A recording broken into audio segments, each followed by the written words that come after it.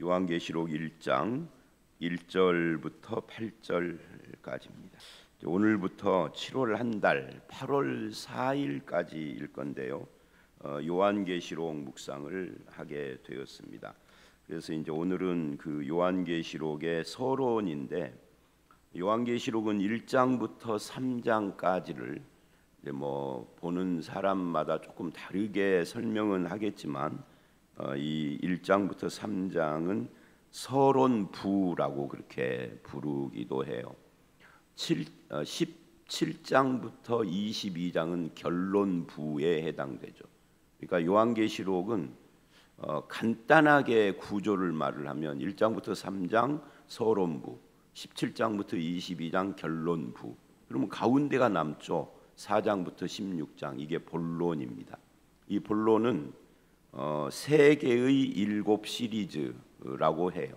인나팔 대접.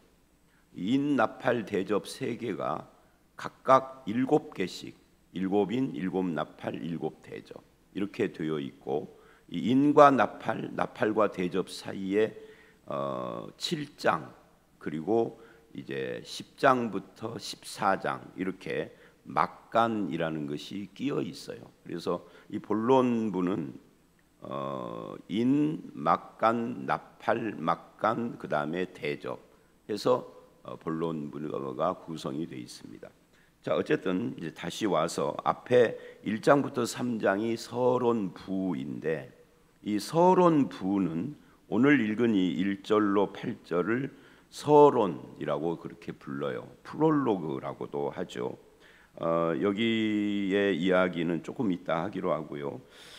그리고 이 내일 말씀인 1장 9절부터 마지막 절 20절까지는 기록자 요한과 계시의 주체이신 예수 그리스도, 그리고 그분의 손에 붙들린 교회에 대한 이야기를 합니다. 정확히 말하면 교회와 교회의 사자, 지도자들을 말하는 거죠.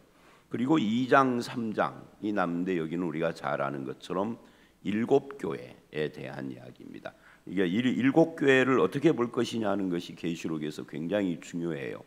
7교회를 역사의 순서 속에 나타난 교회들이다. 초대교회는 에베소 교회고, 오늘 우리 시대의 교회는 라오디게아다라고 말하는 것은, 그건 이제 세대주의자들이라고 그래요. 그거는 건전한 해석이라고 보지 않는 그런 것입니다. 근데 한국 교회는 이 세대주의적인 요한계시록 해석이 판을 쳐요. 목사들도 똑같습니다. 그래서 불건전한 종말론이 그렇게 우리나라에 많은 이유예요. 이단들도 많고요, 이쪽에. 그거는 7교회에 대한 해석과도 연관이 있어요.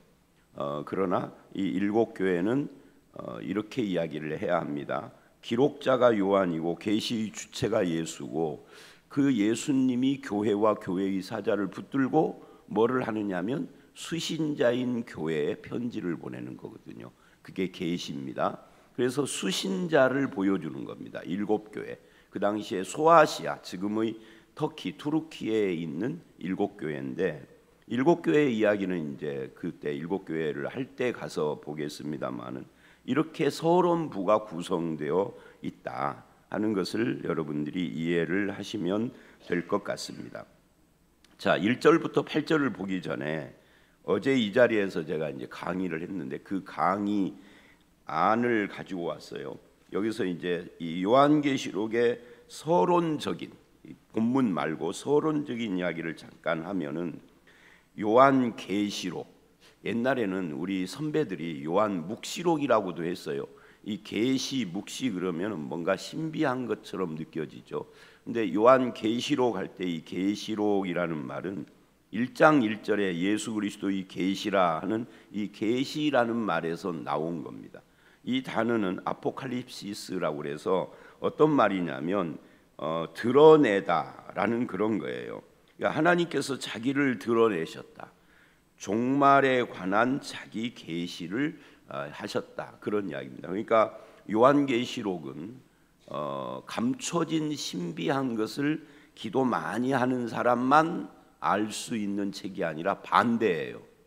근데 이 계시라는 말을 가지고 많은 사람들이 장난을 쳤죠. 그게 이단이고 사입입니다. 자기만 안다. 그래서 나에게 배워야 하는데 대표적으로 그게 신천지입니다. 이만희가 성경을 통달한, 성경은 이만희에게 배워야 하고, 그리고 요한계시록을 아는 사람만 구원받는다는 거짓말을 하는 거죠. 여러분, 요한계시록을 아는 사람이 구원받는 게 아니라 누가 구원받죠? 예수 믿는 사람이 구원받는 거예요. 그 거짓말한 겁니다. 이만이라는 놈이. 그러니까 요한계시록을 읽어봐도 누가 구원받는다고 하느냐면 요한계시록을 알아야가 아니라 예수 믿는 사람이 구원받는다. 요한계시록도 그렇게 말을 해요. 이제 차차 보시겠지만, 자, 그래서 이 계시라는 것은 신비한 것이 아니라 감춰진 것을 드러냈다. 그래서 뭐예요? 드러냈으니까. 여러분 생각을 해보십시오. 제 손을 이렇게 이걸 뭐라고 불러요? 손가락 하여튼 이거 이렇게 좀 골절돼 가지고 해놨잖아요. 오늘이나 내일 푸는데요. 어떤 분이 이렇게 목사님이 지금 한 달 동안 이걸 해서 손가락이 어떻게 됐는지 궁금해요. 그래서 내가 오늘 풀고 오늘 풀지 내일 풀지 모르는데 풀고 여러분들에게 요거를 어떻게 해요? 짜잔 하고 보여줬어요. 그러면 더 이상 궁금합니까? 안 궁금합니까? 봤는데 뭐가 궁금해? 손가락이 멀쩡한데 약간 부었군요. 끝. 그죠? 요한계시록이 그런 거예요. 보여주었어. 궁금할 것도 없어. 이제는 다 알아. 이제는 고이야기입니다. 그래서 요한계시록은 쉽겠어요? 어렵겠어요? 쉬워요. 다만 쉬운데 다른 성경도 마찬가지입니다만은, 다만 2000년 전 언어로, 우리나라 말이 아닌 언어로 기록을 해서 좀 어렵게 보이는 것이지. 그런데 그 언어를 좀 알고 그때의 시대 상황을 알고 기록의 목적을 알면 어렵지 않아요. 요한계시록을 다 읽고 나서 결론이 뭐냐면 복음이네. 그겁니다. 복음 이야기한 거구나. 복음의 승리. 복음이 뭐죠? 예수 그리스도. 예수 그리스도의 승리, 그리고 예수 그리스도에게 붙어있는 그 교회의 승리를 말한 거네. 요한계시록은 쉽습니다. 이걸 복잡하게 이상하게 생각하면 안 되는. 그래서 요한계시록은 금방 읽은 말씀에도 나오지만 무서운 책, 어려운 책, 읽으면 큰일 나는 책, 저주받은 책이 아니라 읽을수록 복받는 책. 그게 3절이잖아요. 요한계시록을 기록한 목적은 읽는 자와 듣는 자와 지키는 자가 복받게 하려고 기록을 했다는 거예요. 자, 그럼 요한계시록의 수신자인 7교회 또는 세상에 존재하는 교회는 이 당시에 어떤 상황이었죠? 핍박받는 상황이었어요. 요한은 어디서 이 요한계시록을 받았고 기록을 했죠? 반모섬에서. 왜 반모섬에 있나요? 반모섬에 간 이유는 핍박받아서 체포돼 가지고 감옥에 보내는 대신에 유배를 보냈다고요. 우리나라 조선시대에 보면은 유배를 보냈잖아요. 그래서 다산 정약용도 저 전라남도 강진 이쪽에 유배당해서 거기가 보면은 지금 그쪽 사람들은 다산 정약용의 발자취를 먹고 살아. 그러나 그 당시에는 거기에 유배당해 가지고서 거기에 갇혀 살았단 말이죠. 요한도 똑같아요. 핍박받아요. 그럼 핍박받아서 유배된 사람에게 하나님께서 계시를 줬는데 너 이거 잘못 읽으면은 저주받을 거야 합니까? 아니면은 이거를 읽고 지키면은 복 받을 거야를 여러분 어떻게 친구가 지금 유배돼서 편지를 보냈어요. 어떤 내용 할래요? 너 까딱하면은 저주받아일 겁니까? 아니면 조금만 견뎌야 복 받을 것이다. 후자죠. 나쁜 친구 아니면은 후자의 편지를 보내죠. 하나님도 똑같아요. 그래서 요한계시록은 무서운 책이 아니다. 우리가 이해를 못하고 무섭다고 하는 것이고, 간혹 사이비성이 있는 목회자들이 이거 무섭다라고 겁줘놓고 자기가 전매특허로 이걸 움켜쥐고 자기만 뭐를 아는 것처럼 그렇게 써먹는 것일 뿐이다. 읽어보면은 어렵지 않아요. 자, 이런 이야기들을 좀 우리가 생각을 해야 되고요. 기록의 연대가 어디냐라고 할 때 이건 이제 두 가지 학자들의 의견이 있어요. 하나는 네로 시대다. 네로는 AD 60년대 사람이에요. 로마시에 불을 지르고 그 원인을 기독교인에게 돌려서 기독교인을 핍박했던 못된 놈이죠. 그때라고 말하는 사람이 있고, 아니다, 도미티안 시대다. 도미티안 시대는 AD 8, 90년 사람이에요. 그래서 도미티안 시대의 끝, 90년대쯤 기록을 했다, 이렇게 말하는 사람들이 있어요. 이게 이제 도미티안 시대라고 하는 사람들은 전통적 해석을 하는 사람이고요, 네로라고 말하는 사람은 비교적 현대적 해석을 하는 사람들입니다. 저는 도미티안 시대라고 봐요. 여러 가지, 몇 가지 이유가 있는데 그걸 여기서 다 말할 필요는 없고, 아주 중요한 한 가지를 말하면 네로 시대의 박해는 로마시에 국한된 박해였어요. 도미티안은 이때부터 비로소 자기가 신이다, 황제 숭배를 강요하면서 자기가 신이다 하면서 로마 제국 전역에 걸친 박해를 한 최초의 사람이에요. 그래서 이 요한은 로마에서 목회를 하거나 사도의 직을 감당한 것이 아니라 이때 에베소에 있었습니다. 저는 반모섬에 안 가봤는데 옛날에 터키를 갔을 때 선교사님이 그러더라고요.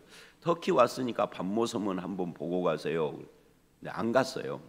뭐 굳이 뭐 반모섬에 뭐 볼 것이 많이 있습니까? 아니요, 뭐 볼 것은 없는데 요한이 갇혔던 것이니까 그래서 됐습니다 하고 그냥 안 갔어요.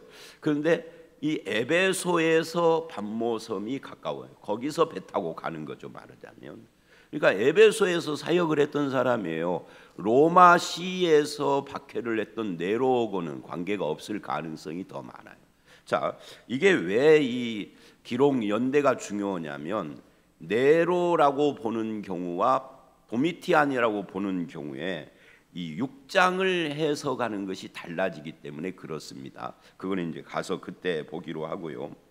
자, 요한계시록의 주제가 뭐냐 할 때 아까도 말한 것처럼 그리스도의 승리, 세상 심판과 그리스도의 복음과 교회의 승리, 그리고 새 하늘 새 땅, 이거를 다루는 것이 요한계시록의 주제다라고 하는 것을 알 수 있고요. 요한계시록의 전체 개관은 아까 제가 입으로 말을 했습니다마는 다시 이야기를 하면 1장부터 3장은 서론부, 17장부터 22장은 결론부. 결론부는 두 도시 이야기입니다. 큰 성 바벨론과 거룩한 성 새 예루살렘, 이게 뚜렷하게 나와요. 그리고 가운데 있는 4장부터 16장은 본론인데 4, 5장은 하늘 보좌를 중심으로 세상이 움직이고 있다, 하나님의 통치를 보여준 다음에 여섯인 막간, 일곱 나팔 막간, 그리고 일곱 대접으로 되어 있다. 이거를 어떻게 해석해야 될 것인가는 그때 가서 보도록 하겠습니다. 자, 이제 본문으로 가 보도록 합니다. 본문을 보면 1절을 보면 예수 그리스도의 계시라, 아까 아포칼립시스 드러냈다라고 하는 거, 그래서 이 계시를 받았다, 나는 나만 요한계시록을 통달한다라고 하는 사람들은 그게 이만이든 누구든 간에 다 그거는 사기꾼이다. 하나님께서 우리에게 알려준 건데 자기만 안다라고 하는 것은 말이 안 되는 이야기예요. 그리고 여기서 이제 계시했다, 알려주었다라는 이 말씀은 이렇게도 생각을 해야 합니다. 그렇다면 요한계시록은 요한계시록을 통해서 알려준 것 이외에는 알 필요가 있을까요, 없을까요? 알 필요가 없습니다. 하나님이 계시한 것 이외의 것을 알려고 시도하는 사람들을 우리는 뭐라고 부르느냐면 신비주의자라고 합니다. 신비주의자는 잘못된 거예요. 하나님께서 가르쳐 주신 범위 안에서 아는 것이 겸손한 우리들의 모습이. 그래서 신명기 29장 29절을 보면 감추인 것은 하나님께 속했으니 알 필요가 없고 나타난 것은 너희가 지켜야 된다. 그럼 나타난 것이 뭐냐? 율법이다. 이렇게 말하거든요. 율법은 말씀이고요. 그래서 우리는 66권 성경에 기록된 걸 지키기도 힘들어요. 바빠요. 아니, 지키는 정도가 아니라 이걸 이해하고 깨닫는 것도 평생 걸려요. 평생 예수 믿어도 잘 모르는 것이 더 많아. 근데 뭐 말씀 제쳐놓고 뭐 감추인 하나님의 영역에 속한 것을 알아야 된다라고 하는 것은 이 잘못된 신앙관입니다. 그래서 계시하신 것 아는 것도 바빠요. 계시하시지 않은 것을 알려고 하는 것은 그 방향이 잘못됐다 하는 이야기입니다. 자, 그런데 뭘 계시했느냐라고 할 때 이렇게 말을 해요. 1절에 하나님이 그에게 주사 반드시 속히 일어날 일들을 그 종들에게 보이시려고 그 천사들을 통해서 알게 했다. 여기서 계시의 그 어떤 통로가 보여집니다. 하나님이 천사들을 통해서 그 종 요한에게, 그리고 요한을 통해서 7 교회와 우리들에게 이 계시 전달 경로를 지금 말하고 있죠. 그런데 그 내용이 뭐냐 하면은 반드시 속히 될 일이라고 그렇게 이야기를 해요. 그것은 무엇을 말하느냐면 이제부터 요한계시록이 말하는 거예요. 근데 그 내용을 우리는 이 4장부터 16장까지를 보면 예수님의 초림부터 재림까지의 이야기예요. 그러니까 이 요한계시록을 이렇게 보면 안 됩니다. 예수님 오시기 직전의 일을 말했다 이렇게 말하면은 복음을 제껴 놓은 거예요. 사실은 예수님 초림 2000년 전에 오신, 우리 입장에서는 2000년 전이니까 까마득한 옛날처럼 보이지만 요한 시대의 사람들은 예수님의 초림이 바로 직전 이야기란 말이죠. 그러니까 이런 거예요. 뭐 5.18 같은 거예요. 80년도에 5.18이 까마득한 옛날 일이라고는 말 않잖아요. 이 요한 시대의 사람들도 그런 겁니다. 그때서부터 앞으로 예수님 재림할 때까지를 기록했다는 이야기예요. 그래서 반드시 속히 될 일들을 기록을 했다 이렇게 말을 하고요. 그 다음에 2절을 보면 요한은 하나님의 말씀과 예수 그리스도의 증거 곧 자기가 본 것을 다 증언하였다 그러는데 이 2절에서 중요한 것은 이렇게 말을 하는 겁니다. 자기가 본 것을 기록했다. 들은 것을 기록한 것이 아니라 본 것을 기록을 했어요. 그래서 요한은 시청각, 자기가 본 것, 이제 시청각은 본 것, 들은 것 이런 것들을 시청각을 기록을 한 거예요. 그러니까 학자들 중에는 이걸 요한계시록을 멀티미디어 쇼다 이렇게 표현을 하는 분도 있을 정도로. 그런데 여러분 본 것을 기록을 했으면 어떻게 되느냐면 마치 사진이나 영상을 본 것처럼 기록을 한 거니까 이걸 그림 언어라고 합니다. 언어로 기록했지만 내용은 그림 본 거다 그 말이죠. 그러니까 여러분이 소설가 지망생이에요. 그러면 소설가 지망생들은 어떻게 하느냐면 그 초보 시절에는 남의 소설을 계속 베껴요. 습작이라고 그래요. 계속 베껴요.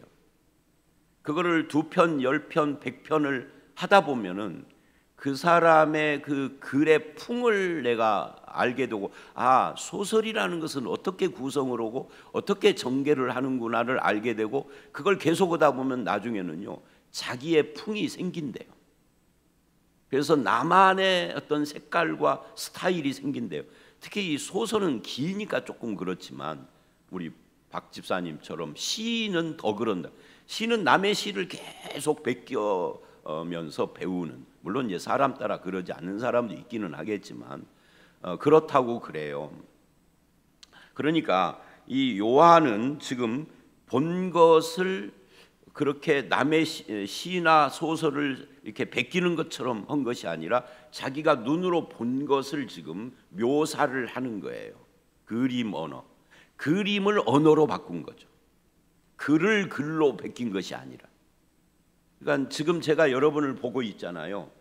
이쪽에 이제 임권사님의 모습, 피부 색깔, 옷, 지금 고개를 끄덕인 거, 앞에 놓인 책의 모습, 이거를 묘사를 하고 2일 후에 우리 박 집사님 부부가 앉아 있는 스타일 이거를 묘사를 하고 2일 후에 저 뒤에 있는 두 목사님 이렇게 기록을 했다. 그래서 요한계시록에 2일 후에 내가 본 것은 이라는 표현이 여러 번 나와요.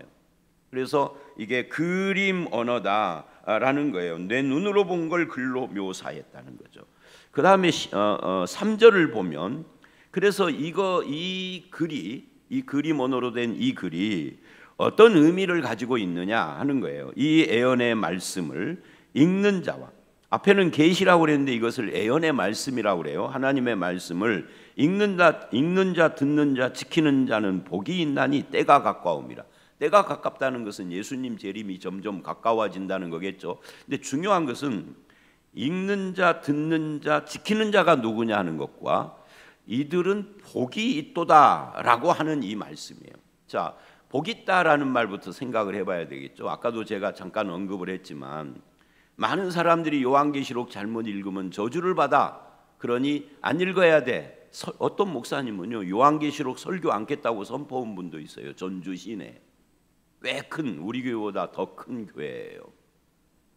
그런데 그분이 요한계시록을 설교 않겠다. 그러니 성도들도 읽지도 말고 요한계시록은 공부도 하지 말고 직접 그 설교 현장에서, 예배 현장에서 그 말을 들은 사람이 우리에게 말해 주어서 제가 알지 어떻게 알겠어요. 근데 그 목사님은 지금은 은퇴를 했습니다마는 착각하신 거예요. 요한계시록의 기록의 목적이 복이지 저주가 아니라는 걸 몰랐던 거예요. 왜 몰랐을까? 1장 3절에 나오는데 안 읽어봤으니까 모르는 거겠죠. 또 읽었어도 건성으로 읽었으니까 모르는 거죠. 요한계시록을 공부를 안 해봤으니까 모르는 거죠. 학자들의 책을, 건전한 학자들의 책을 한 곳만 읽어봐도 그건 아니다는 걸 알 텐데. 그래서 이 본문은 요한계시록은 복이 되게 하려고 기록한 겁니다. 이 복이라는 것은 물질의 복이 아니라 초대교회 사람들이 무슨 물질 복을 받았겠어요. 말하자면 이 복은 다른 말로 하면 위로받고 격려받고 소망을 심고 하는 그런 것을 의미하는 겁니다. 그러면 누가 그러느냐 할 때 읽는 자, 듣는 자. 자, 여기서 우리가 이걸 오해하면 안 돼요. 읽는 자 따로 있고 듣는 자 따로 있고 지키는 자 따로 있는 게 아니라 이게 다 한 덩어리예요. 옛날은 성경책이 이렇게 윈소된 성경책이 없어서 두루마리입니다. 요한계시록 하나가 두루마리 이딴만한 거죠. 그러면 66권을 하려면 마차로 싣고 다녀야 돼. 그래서 이것은 가난한 사람은 가질 수가 없어. 성경을 웬만큼 부자도 가질 수가 없어요. 아주 큰 부자나 권력자나 아니면은 큰 규모의 교회나 이런 데만 성경이 있었고 나머지 작은 교회나 일반인들은 성경이 없었고, 그래서 성경에 보면은 회람 서신들이 있어요. 그러니까 이런 거죠. 에베소 교회에서 보관하는 성경이 있습니다. 이거를 언제까지 보관하느냐 하면 약속이 있는 거예요. 뭐 약속 대련 하는 것처럼 너네 교회에서는 한 달 동안 보관을 해. 그러면 한 달 동안 집중적으로 이 에베소서를 읽는 거예요. 한 달이 지나면 요거를 그 옆에 있는 교회, 빌라델피아 교회에다가 보내줘요. 그럼 빌라델피아 교회에서는 우리는 빌립보서 갖고 있어 하고 빌립보서 보내주고 이렇게 돌리는 거예요. 그러다가 좀 여력이 있고 힘이 있는 교회는 이렇게 우리 차례가 왔을 때 그걸 필사도 하겠죠. 근데 이 필사하는 것이 수제품이 비싼 것처럼 돈이 많이 드는 겁니다. 그때는 종이도 없었고 뭐 파피루스 같은데 하겠죠. 이제 그런 식으로 하기 때문에 성경은 교회에 한 권 정도 있는 거예요. 요한계시록도 마찬가지죠. 요한이 이거를 여러 권을 썼을 수가 없잖아요. 요한도 지금 반모섬에서 하나를 써서 보내는데 이거를 너희 교회에서 읽고 그럴 때 누가 읽어요? 모두가 읽는 게 아니에요. 한 사람이 읽는 겁니다. 제가 지금 새벽에 앞에서 이야기하는 것처럼. 그러면 앉아 있는 사람은 듣는 거예요. 그러니까 오늘날은 성경이 다 있기 때문에 1절부터 8절만 읽고 지금 설교를 하고 있지만 옛날에는 그게 아니고요. 그냥 앉은 자리에서 요한계시록 1장부터 22장을 다 읽는 거예요. 그리고 설명도 하겠죠. 그러니까 예배가 2시간, 3시간, 초대교회는 하루 종일 예배를 드린 거예요. 저희 어렸을 때만 해도 거의 예배가 2시간 가까이 했어요. 시골에서. 근데 서울로 이사 갔는데 서울은 그렇게까지는 길지 않아도 그래도 1시간 반, 1시간 40분 이렇게 하더라고요. 아무도 불평이 없었어요. 그러다가 서울의 도심에 있는 어느 교회가 1시간으로 줄었대. 설교도 30분 오고. 그래서 비판했던 적이 있어요. 비판. 아니 설교를 그렇게 짧게 한다고 하면서 비판했어요. 그런데 어느 날 보니까 전국 모든 교회가 1시간으로 줄었더라고. 세월과 함께. 근데 초대교회는 그게 아니에요. 그래서 읽으면 전체를 착 읽는 겁니다. 앉아있는 사람은 듣는 거죠. 그거를 잘 들어야 되겠죠. 막 지나가니까. 그리고 읽고 듣고가 끝나면 이제부터는 그거를 그 말씀을 지켜 행하는 겁니다. 이 사람들이 복 있다 이렇게 지금 말하는 거예요. 아시겠죠? 그 다음에 이제 4절을 보면 4절 5절 이 계시가 어디서부터 왔느냐 하는 것을 지금 보여주는 겁니다. 요한은 아시아에 있는 7교회에 편지하노니 수신자죠. 그거는 이제 2장부터 3장에 나올 겁니다. 어디서부터 나오느냐? 이제도 계시고 전에도 계셨고 장차 오실리. 이 장차 오실리 때문에 우리가 이분이 예수님이다 그러지만 예수님은 5절에 나와요. 충성된 증인으로 죽은 자 가운데서 먼저 나시고 땅의 임금들의 머리가 되신 예수 그리스도로 말미암아 은혜와 평강이. 그러면 4절에 나오는 이분은 예수님이 아니에요. 4절 맨 끝에 보면은 이렇게 말을 해요. 또 그의 보좌 앞에 있는 7영, 이거는 성령님을 말하는 겁니다. 7이라는 건 완전한 영이신, 즉 하나님이시다 그 말이에요. 그러면 4절 끝에는 성령도 나오고 5절에는 예수님도 나왔으니 4절 앞부분은 누구겠어요? 하나님, 성부 하나님을 말합니다. 근데 왜 장차 오실리라고 했느냐? 우리가 착각하면 안 돼요. 예수의 재림은 예수님 혼자 은밀히 오는 게 아닙니다. 삼위일체 하나님이 다 같이 함께 등장을 하시는 거예요. 물론 위치는 좀 다르겠죠. 예를 들면 예수님 세례받을 때 하나님 변화산에서도 그러고 하나님 어디 계세요? 하늘에서 소리만 들려. 이는 내 사랑하는 아들이니 하고, 그리고 성령님은 비둘기처럼 임하시고 예수님은 땅 아래 땅 위에 있죠. 그런 것처럼 성부 성자 하나님이 함께 오시기는 하나 물론 역할이나 위치는 좀 다르겠죠. 그러나 재림은 함께 옵니다. 예수님만 오시는 것이 아니다. 근데 그때 누구도 함께 오느냐면 천군 천사와 모든 죽었던 성도들이 부활을 하고 살아있는 성도가 예수를 마중하러 가서 함께 온다. 성경은 그렇게 이야기를 해요. 그러니까 이 말은 무슨 말이냐면 혼자 온 사람은 가짜다. 이걸 분명히 하셔야 됩니다. 이단 분별 중에 한 그 기본적인 거예요. 혼자 온 재림 예수는 가짜다. 사기꾼이다. 이건 빼도 박도 못하는, 이건 확실한 거예요. 왜? 성경이 예수님 혼자 온다 하지 않아요. 모든 천군 천사와 모든 믿는 자, 아담서부터 재림 때까지 모든 신자들이 다 같이 오는 거예요. 부활을 해서. 근데 혼자 왔다고? 경북 청송에서 태어났다고? 사기꾼이죠.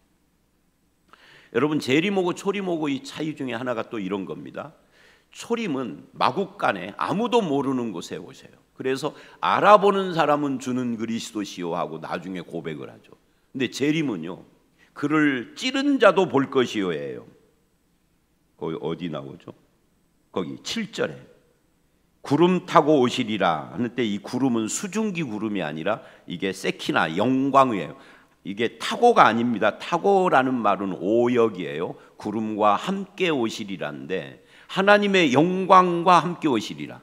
함께 온다는 것이 어색하죠. 그러니까 하나님의 영광 중에 온다 그 말이에요. 그러니까 예수님 오실 때는요, 은밀하게 마국간에 가난하게 어린 아이로 오는 것이 아니라 영광스러운 하나님으로, 심판의 주님으로 오시는 거예요. 그때는 믿음이 상관없어요. 믿음 필요 없어. 그때는 그를 찌른 분도 봐. 믿음이 있어야 재림 예수를 알아본다. 그 사기꾼들의 전형적인 멘트예요. 이 분명히 말을 합니다. 찌른 자 너 본단 말이에요. 모든 족속이 그로 말미암아 애곡한다. 안 믿는 사람도 다 알게 오는 거예요. 은밀하게 오는 것이 아니에요.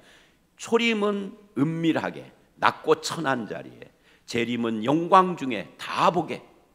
보라 주라 그러면은 전 세계 사람들이 다 아는 거예요. 그리고 8절 주 하나님이 이르시되 나는 알파와 오메가라. 알파 처음, 오메가 마지막. 그러니까 시작도 하나님이시고 마무리도 하나님이 하신다. 인생의 평가와 심판도 하나님이 하신다. 지금도 있고 전에도 있고 장차 올 자다. 이거 하나님을 말하는 겁니다. 자, 그래서 이런 말씀들로 우리는 이제 이 요한계시록을 봅니다. 지금 6절을 제가 건너뛰었는데 이렇게 계시를 주셔서 받은 우리들은 누구냐를 말을 할 때 우리는 그의 나라와 제사장이다. 하나님의 나라가 바로 우리예요. 하나님 나라의 왕은 하나님이시고 백성은 우리고, 하나님 나라의 영토는 내가 사는 삶의 현장, 내가 교회 오면은 교회가 하나님 나라, 가정에 가면 가정이 하나님 나라, 직장에 가면 하나님 나라가 거기 간 거예요. 그래서 그 나라와 의를 위하여 살아라 그러는 거죠. 제사장도 우리예요. 목사가 제사장이 아니에요. 목사를 포함한 모든 믿는 자가 제사장이다 그러잖아요. 이거 5절이 그러잖아요. 우리를 나라와 제사장으로 삼으신 그에게 영광이 세세토록 아멘이잖아요. 자, 요거는 시간 때문에 제사장 이야기는 더 못하겠습니다. 자, 그래서 결론이 이거예요. 오늘 매일 성경의 제목과 같은 거죠. 읽는 자, 듣는 자, 지키는 자는 뭐가 있다? 복이 있다. 요한계시록을 통해서 여러분 복이 있으시기를 바랍니다. 위로가 있고 격려가 있고, 정말 복음의 승리가 나의 승리구나 하고 믿음의 축복이 여러분들에게 있으시기를 주의 이름으로 축원합니다. 함께 기도하겠습니다. 하나님 아버지, 그렇습니다. 읽는 자, 듣는 자, 지키는 자가 복되도다라고 하시는데 우리는 요한계시록을 오해했습니다. 이제는 우리 이 말씀을 읽으면서 복음이 더 선명해지게 하시고 복음의 승리가 내 승리가 되게 하시고, 아버지 하나님, 우리를 위하여서 피를 뿌려 죄에서 해방하신 예수 그리스도와 함께 그 복음의 은혜와 영광을 누리는 주의 백성들이 다 되게 하여 주시옵소서. 예수님 이름으로 기도드렸사옵나이다. 아멘.